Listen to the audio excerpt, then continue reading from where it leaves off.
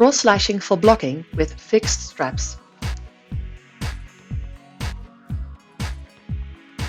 Depending where the cargo ends, use the two straps in a way that you block the cargo to the front.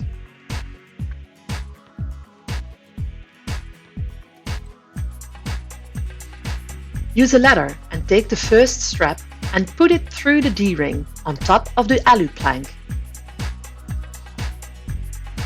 Go to the ratchet on the near side in line with the strap you will use next, crossing.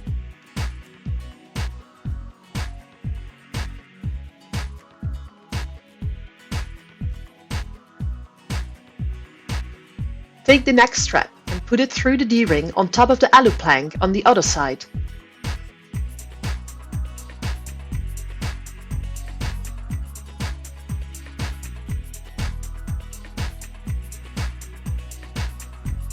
Please make sure that you use low ratchet tension to avoid damages on the D-rings.